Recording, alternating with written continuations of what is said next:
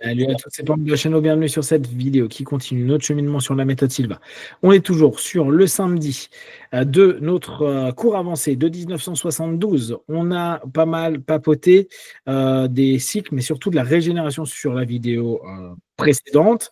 J'ai tenté de rationaliser le plus factuellement avec ma vision hypnotique les choses. Et là, on va continuer, je crois, un petit peu dans des notions un peu ésotériques. Donc, tout ce qui va être dimension, énergie, unité. Donc, José postule l'existence de multiples dimensions et la possibilité de puiser dans des quantités d'énergie tremendous, donc incroyables, en synchronisant les forces. Premier, dimension de la matière. Peut être perçue à différentes dimensions cellulaires, moléculaires, atomiques, où elle est composée uniquement de cellules, puis de molécules, puis d'atomes. Cela implique une répétition des octaves ou répétition des dimensions. Donc, on va prendre un peu plus d'informations sur ça. Qu'est-ce qui donne là-dessus ? Donc, est abordé en termes de différentes matières de percevoir et de se manifester à la matière. Il ne s'agit pas nécessairement de lieux physiques distincts, mais plutôt de niveau d'existence et de composition de la matière. Donc là, on revient sur le 303. C'est le moment dans le cours de base, là on n'est pas dans le cours avancé, où il y a cette découverte des dimensions, ces découvertes où vous allez sur la possibilité de vous d'envoyer votre esprit pour découvrir et créer des points de référence. Voici comment la source décrit. Donc, perception à travers des filtres. José explique qu'il est possible de percevoir la matière à travers différents filtres qui révèlent des niveaux de composition distincts. Le niveau cellulaire. Si l'on utilise un filtre qui ne laisse voir que les cellules, on percevrait une main ou une tache, un grain de beauté, comme étant pleine de cellules et rien d'autre. La dimension moléculaire, avec un autre filtre permettant de ne voir que les molécules. La même tâche sera perçue comme pleine de molécules et rien d'autre. Et dimension atomique, de même, avec un filtre qui ne laisse voir que les atomes, la même tâche serait perçue pleine d'atomes. Ces exemples illustrent que la même entité, comme une main ou une tâche, se manifeste à des dimensions cellulaires, à dimension moléculaire et à dimension atomique. Le corps peut, comme connexion entre les dimensions. José suggère que le corps humain lui-même est la connexion entre différentes dimensions et est censé exister à toutes ces dimensions. Ouais. Par exemple, une main peut être vue différemment sur une dimension considérée, avec des changements de polarité et de phase, comme un effet miroir ou une inversion. Cela implique que notre perception, la manifestation de notre corps peut varier selon la dimension sur laquelle on se concentre. Jusqu'ici, on est d'accord.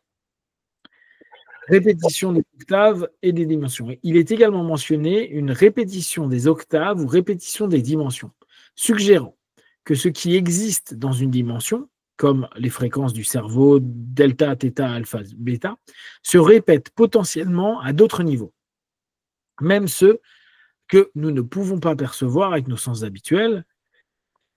Cela renforce l'idée d'une structure universelle où des modèles se répètent à différentes échelles. Là, on revient à ce que disait Lee sur la vidéo précédente, cette croyance, vision que José avait de dire, en gros, il y a une espèce de logique universelle qu'on retrouve encore et encore et encore et encore et encore. Que c'est quand même ordonné, c'est pas du tout chaos, mais tout est ordonné comme si ça était vraiment structuré selon une intelligence, quoi. C'est ça que je croyais. Ouais. Et donc là, on voit que José nous partage à ce moment-là, un cours avancé, ses croyances par rapport à tout ça. Les sources présentent les dimensions de la matière comme des niveaux de perception et de manifestation de la réalité physique ou l'esprit humain En ajustant sa lentille, son périscope peut se connecter et opérer à ces changements à des différentes profondeurs. Cela permettrait de comprendre non seulement la composition de la matière, mais aussi potentiellement d'interagir avec elle à des niveaux plus fondamentaux. Donc, là, on est vraiment dans la notion de on a la compétence au travers de notre travail et nos points de référence, on reprend ce qu'on a vu en cours de base, d'aller en contact avec différentes matières et donc différentes dimensions pour chercher une solution, pour chercher une information et pour éventuellement interagir avec et modifier quelque chose. Polarité et décalage de phase. À différentes dimensions, la polarité et la face d'un objet peuvent changer. Exemple, le pouce d'une main passant de gauche à droite, les doigts pointant vers le haut puis vers le bas. Les erreurs de latéralité gauche-droite peuvent être dues à un décalage de phase lors de la connexion à différentes dimensions. Pour éviter cela, il faut s'orienter par rapport à un point fixe, côté du foie par exemple. Alors là, c'est pour les cas. On est plus sur la notion des cas et la notion donc des projections qu'on peut avoir où il est possible que l'information qu'on ait, elle soit opposée, où on se dit tiens, c'est à droite alors que c'est à gauche, parce que pour lui, à ce moment-là, c'est lié à un décalage qu'on a dans nos phases, dans ces différentes dimensions. Est-ce que tu avais beaucoup entendu ça, cette espèce de devoir qu'avait l'opérateur, entre guillemets, à chercher à être dans la bonne dimension? Est-ce que tu l'avais entendu dire, je sais pas, avoir quelque chose qui valide que tu es à bonne dimension dans ta perception, que tu avais justement des dimensions physiques ou des dimensions de la nature, etc., etc. Est-ce que José mettait en avant des espèces de points de référence qui validaient le fait qu'on est à niveau, entre guillemets? Pas tellement pour la perception, parce qu'on pourrait percevoir à tous les niveaux, mais il a beaucoup insisté sur le niveau ou la dimension, si tu veux, quand on faisait une correction. Par exemple, il disait souvent qu'on ne pourrait pas corriger quelque chose sur le plan physique, à moins qu'on était vraiment dans la présence physique de l'aura énergétique de cette chose. Ce qui voulait dire qu'à distance, on ne pourrait pas corriger au niveau physique. On pourrait uniquement corriger à des niveaux plus profonds, quoi. Et c'est pour ça qu'il a dit, tu ne peux pas influencer un objet physique parce qu'il n'est pas vivant, il est strictement matière. Tu ne peux pas influencer ça mentalement. Au point où, en fait, je me rappelle une fois, j'ai dit, mais je sais, il y a des gens qui disent, justement, je parlais d'une auteure, effectivement, que si on se concentre sur les nuages, on peut changer consciemment la forme des nuages. Et José disait, oui, mais il y a des petits êtres vivants dans les nuages. Donc, il y avait mais ce que je me rappelle vraiment, ce qui m'a vraiment impressionné, c'était quand on était dans un cours avancé et il nous a demandé de travailler sur un cas à distance et il y avait un organe qui ne fonctionnait pas et il nous a dirigés tous de lever les mains, imaginer que l'organe était entre les mains et puis il dit maintenant tu envoies l'énergie de la main droite vers la main gauche, etc. Mais tu l'envoies au niveau subatomique. Parce que pour lui, le niveau cellulaire, moléculaire, etc., c'était trop physique pour pouvoir. C'était uniquement quand on arrivait au niveau subatomique qu'on commençait à entrer dans le domaine de l'énergie. Et tout ce qui était énergie, justement, comme la pensée était supposée être énergie, on est supposé pouvoir connecter. Donc, on devrait imaginer cette énergie passant à travers les gones au niveau subatomique pour influencer littéralement les particules subatomiques pour qu'elles se restructurent et se mettent dans la bonne position pour que ça fonctionne mieux. Okay? Et souvent, quand on faisait un cas de guérison, il parlait de, justement, imaginer que ça influence les particules subatomiques. Parce que pour lui, dans cette structure, il y avait ce qui était physique, il y avait ce qui était spirituel, énergétique. Et le niveau subatomique, c'était un peu les deux. On passait de l'un à l'autre. Ouais, c'est marrant ça. Ouais, c'est intéressant, tu vois. Je sais que tu m'en avais déjà un peu parlé, mais je n'avais pas percuté de la même manière. Ok. Ce qui voudrait dire que quand quelqu'un bosse un cas, ou quand on bosse un cas nous, il serait plus intéressant quand il y a une problématique physique, de bosser en imaginant qu'on, vraiment on est dans la projection de pensée, hein, mais qu'on est en train de restructurer l'élément atomique, les particules qui composent l'organe ou le bras, ou quoi, oui, l'organe, on va dire de façon générale, de la personne, c'est ça? Mais justement, dans le cours de base, quand on parlait de corriger à distance, on devrait simplement changer notre image de la chose pour qu'on imaginait la personne en pleine forme, en santé, en bougeant, etc. Donc, on n'a jamais, dans le séminaire de base, parlé justement de cette structure différente. Mais dans le cours avancé, justement, il faisait plusieurs exercices de pratique où on travaillait vraiment sur un vrai cas. Et là, on avait cette idée de particules subatomiques, mais uniquement dans les cours avancés.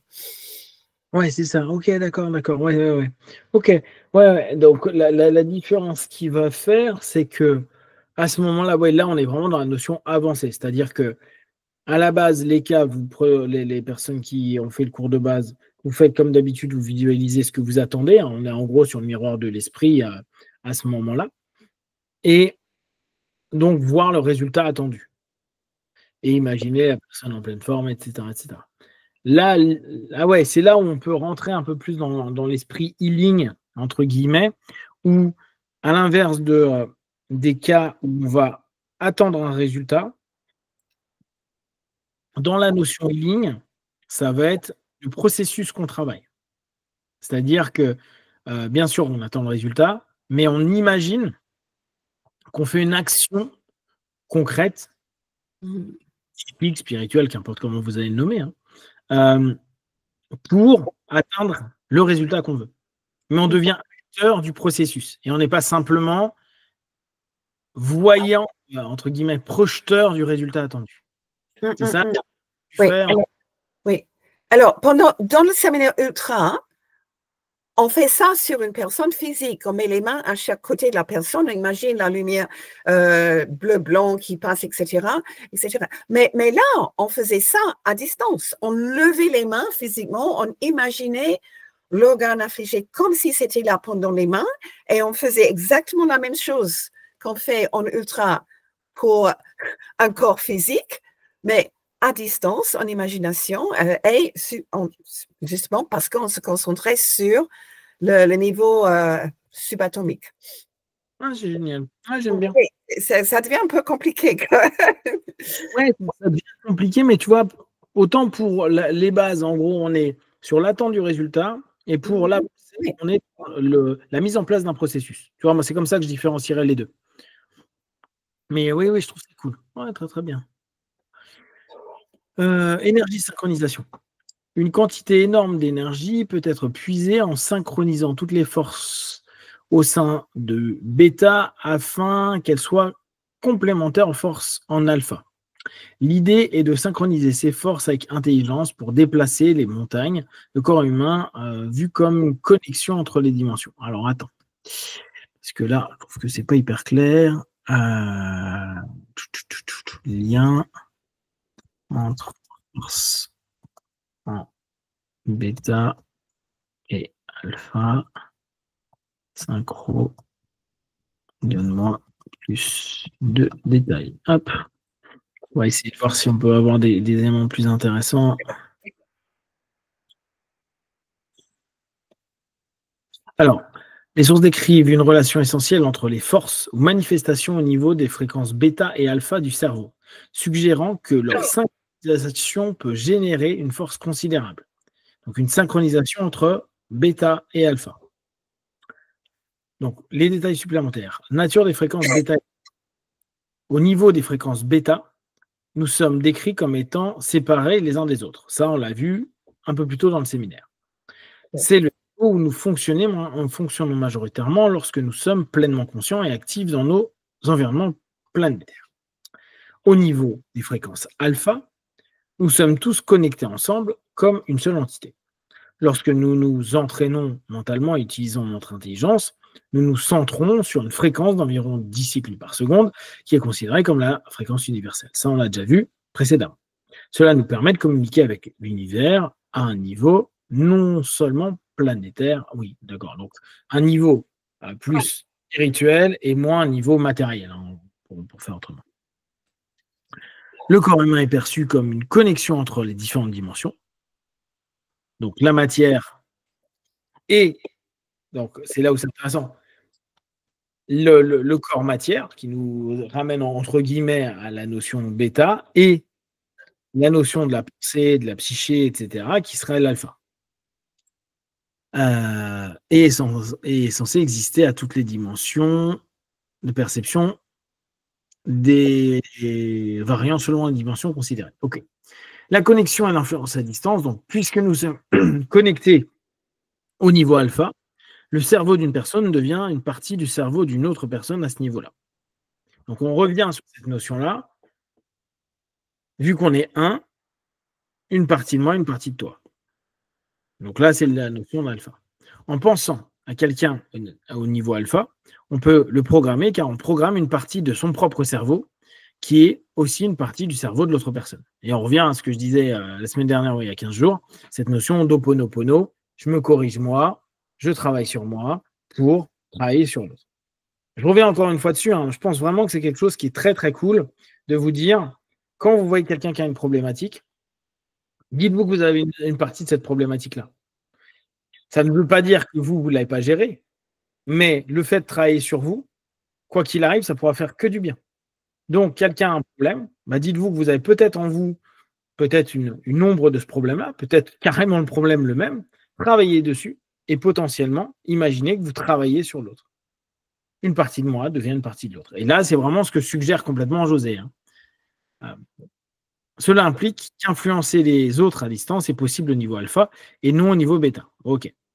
Le corps est considéré comme une extension du cerveau et toute altération corrigée au niveau du cerveau se répercute pour corriger le corps à distance. Ouais, d'accord. Donc le lien qu'il fait, c'est à ce moment-là. En gros, je travaille sur mon cerveau. Le cerveau est physique, donc bêta. Mais vu que je me mets en alpha dans mon cerveau, à ce moment-là, je crée un lien entre le bêta et l'alpha. Et vu que je suis en alpha, je peux avoir la connexion avec le cerveau de quelqu'un d'autre, donc l'alpha de quelqu'un d'autre, parce qu'on parle de dimension, mais aussi son bêta, vu que il y a la communication qui se fait en alpha, mais le cerveau reste un élément bêta. C'est vrai que ça devient compliqué, en fait, notre histoire, là. Hein. Mais oui, c'est bien, oui, j'aime bien. Ce système est soupçonné d'être utilisé par des intelligences supérieures à des grandes distances. Ok. Donc, la synchronisation des forces nous suggère que la matière se manifeste à différentes dimensions, ça, on l'a vu un peu avant, ou niveau de composition, ok. Et que ces dimensions peuvent avoir des polarités et des phases différentes. Par exemple, la main peut avoir, ok. L'idée est de synchroniser toutes les forces au sein du bêta de manière à ce qu'elles soient complémentaires à la force d'alpha. D'accord. Donc, l'ensemble des capacités et des possibilités, n'oubliez pas, bêta, c'est l'élément le plus objectif, c'est l'élément très concret, très terre, très matériel. Donc, l'intention, les actions, l'envie, le désir, etc. et tout ce que vous pouvez mettre factuellement en place vers un objectif, c'est les potentiels de bêta. Pardon. Et à ça, vous allez utiliser alpha pour vraiment démultiplier le potentiel et réussir à faire quelque chose. Ce qui est décrit comme générant une force formidable, comme la force de l'antimatière. Cette synchronisation va jusqu'au noyau de la matière, englobant la structure physique, biologique, même spirituelle, donc c'est bien ça, hein, l'unité de l'humain en tant que tel, et en les alignant avec l'intelligence, donc l'intelligence étant toujours pour José ce tout, cet absolu, hein, on pourrait exploiter une quantité d'énergie prodigieuse. La fréquence des 10 cycles est considérée comme un point de résonance idéal dans l'univers. Okay. Et après, le rôle de l'intelligence dans la synchronisation, l'intelligence de l'esprit est perçue comme le facteur clé qui permet la synchronisation appropriée à ces différentes forces. Ok. Bon, c'est vrai que là, il va sur des éléments qu'on a moins entendus après. Tu t'avais entendu ça, ces notions d'association et de démultiplication de bêta plus alpha? Non. Ouais, hein. C'est un truc, je pense, qu'il a laissé tomber au fur et à mesure. Oui, l'idée de synchroniser deux fréquences, pour moi, semble un peu bizarre. Oui. Ouais, mais tu vois, je pense qu'il est sur l'intention de départ très objectif, avec le potentiel très subjectif. À mon... Ouais, mais tu vois, c'est drôle parce que ça, c'est quelque chose qu'il a plus réutilisé, hein, cette notion de synchronisation des fréquences. Antimatière et force. Le concept de l'énergie comparé à de l'antimatière, où l'énergie dans un grain de sable est énorme si seulement nous synchronisions la force au sein des dimensions de cette manière. Cette notion de synchronisation, on va s'arrêter sur la notion bêta-alpha, mais de façon générale, la notion de synchronisation, chez José, tu en as entendu beaucoup parler, de se synchroniser? Attends, pas dans ce sens-là. Ouais. Quand tu dis synchroniser, j'entends des cloches là, mais je ne sais plus. Donc, ce n'est pas totalement une idée qui est négligée après, mais pas du tout dans ce sens-là. Ça va me revenir hein, quand il parle de synchroniser. Ouais. Mais surtout pas dans le sens de synchroniser les deux fréquences et avoir une puissance plus forte. Non, ça ne me dit rien du tout. C'est marrant. Mais oui, c'est vrai que moi, j'étais là pour beaucoup de choses, mais quand même, tout ce qui était avant 88, c'est un peu mystère, quoi. C'est juste ce que j'ai entendu de José et les autres, oui. Ouais, mais tu vois, c'est quand même passionnant de se dire, il y a carrément une sémantique et une façon d'aborder la méthode. Là, on parle au-delà du niveau de base, hein, on est vraiment donc sur ce niveau avancé, qui aujourd'hui, même dans l'ultra ou dans le graduate, on ne l'a pas. Ça a été mis de côté. C'est pour ça que cette conférence-là, elle est aussi précieuse, parce qu'on a vraiment, entre guillemets, une réflexion historique et une proposition technique historique qui n'a plus du tout été le cas, je ne sais pas quand, mais en 88, c'est sûr que donc 15 ans plus tard, il n'y avait plus. Et donc, il y a eu un changement, il y a eu une réflexion, il y a eu des retours qui ont fait qu'il a changé sa manière d'aborder les choses. Ok, on passe à recherche et technologie. Les instruments et la recherche, notamment celle des soviétiques, sont mis en avant pour aider à l'exploration des états de conscience. Instruments, la machine d'électrosommeil, les lumières stromboscopiques, les métronomes, les hypnodisques sont mentionnés comme des outils pour induire et explorer les fréquences cérébrales. Bon, là maintenant, aujourd'hui, on a tout ce qui est neuroimagerie et tout ça, on a largement un niveau bien au-dessus. Synchroniseur d'ondes cérébrales, un instrument électronique qui utilise une lumière clignotante et un métronome pour faire en sorte que le cerveau se synchronise avec la fréquence des stimuli permettant de diminuer progressivement la fréquence cérébrale. C'est marrant, hein, tu vois, là, à l'époque, la notion de synchronisation, elle était très fréquente sur plein d'éléments. Recherche soviétique. Les soviétiques sont considérés comme très en avance dans de nombreux domaines, surtout dans le conditionnement de programmation de type cérébral. Ils ont développé des machines d'électrosommeil après la Seconde Guerre mondiale, utilisant des électrodes pour faire passer un courant pulsé dans le cerveau et le faire décharger à des fréquences désirées. Je ne sais pas si ça a été hyper fonctionnel. Hein. En tout cas, électronique, je n'ai pas entendu te parler depuis, mais par contre, depuis très longtemps, il y a, et peut-être toujours, on fabrique, moi, on m'a donné une fois, c'était un cadeau, un brain machine, on met ça sur la tête. En même temps, tu as un son bilatéral, mais tu as aussi des petites lumières qui clignotent justement et tu peux ajuster pour que ça soit alpha ou theta ou même delta. Mais, donc, oui. ça, on l'a utilisé pendant pas mal de temps après dans des disciplines différentes. Et ça me rappelle un peu ce qu'on trouve parfois en salon où il y a des personnes qui font des espèces de séances d'hypnose avec des lunettes qui saturent. plein de petits bip dans tous les sens, là, quoi. Oui. Ça me fait penser un peu à ça. Sons et fréquences, des générateurs de fréquences peuvent être utilisés pour exciter le système digestif et provoquer des effets physiques comme le vomissement en cherchant la résonance de ces organes. Alors là, on parle vraiment de trucs des années 70 ou même, je pense, un peu avant. Là, on ne peut pas trop vous donner d'infos, sachant que clairement aujourd'hui, on est à un niveau complètement au-dessus et que, effectivement, hein, on sait que dans le neuromarketing, par exemple, ils mettent certains sons pour donner envie de manger, pour donner envie d'acheter, il y a plein de trucs foufous. Hein. Tout ça, c'est étudié. Allez voir tout ce que fait les neurosciences là-dessus, les neuromarketing, etc. Il y a énormément d'infos passionnantes sur le sujet. Hop. Magnétisme animal. Les passes mesmériques passer la main le long du corps sont présentées comme une technique ancienne pour induire un état de balance et d'anesthésie. Ce que nous, en hypnose, on appellerait une analgésie. Hein, c'est assez classique. Et d'ailleurs, ces passes magnétiques étaient particulièrement utilisées par, on vous en parlait dans la précédente vidéo, par SDL, pour notamment faire entrer dans des transes très très profondes et permettre de couper des jambes, de couper des bras, d'opérer à cœur ouvert, etc.